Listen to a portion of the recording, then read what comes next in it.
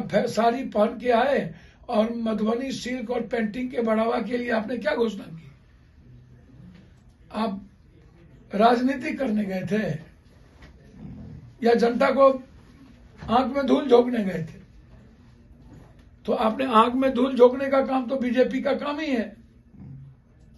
नौकरी पेशा लोगों के लिए भी सरकार ने राहत दी है। जो 7 लाख रुपए तक कमाते हैं, 8 लाख रुपए तक सालाना जो कमाते हैं, उनको 10% रिबेट है। तो कई स्लैब में चेंजेस किए गए हैं। 30% भी तो है, उस स्लैब को भी तो देखिए। 10 लाख से 12 लाख आपने किया, और उसके बाद आप 25 लाख वाले को देख लीजिए, 30% टैक्सेस कर दिया, आप 40% कर दिए। अब कितना बोझ किस पे पड़ेगा? किसान के लिए क्या किया? हेल्थ सेक्टर में आपने क्या किया? एक भी हेल्थ सेक्टर के लिए घोषणा है, जो सबसे ज्यादा महंगा है। हेल्थ के जांच पर आप बात नहीं की, अल्ट्रासाउंड पे, सीटी स्कैन पे, एमआरआई पे बात नहीं की, कैंसर पेशेंट के लिए आपने बातचीत नहीं किया।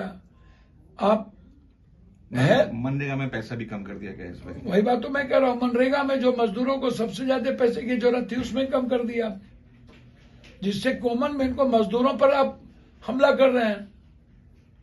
हेल्थ सेक्टर पे आप कोई काम नहीं कर रहे, एजुकेशन सेक्टर पर कोई बात नहीं कर रहे।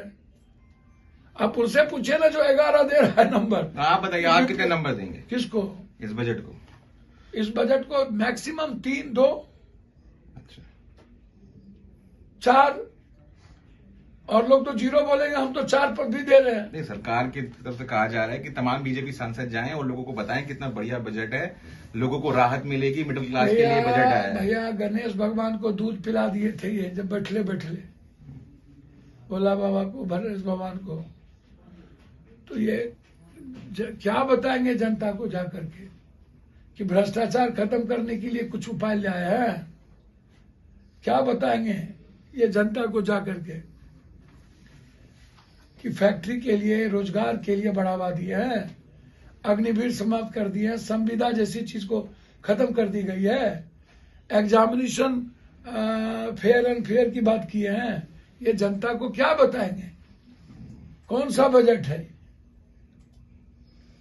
और जो मोदी जी के लगातार 10 साल के बजट है, उसका मूल्यांकन कर लीजिए।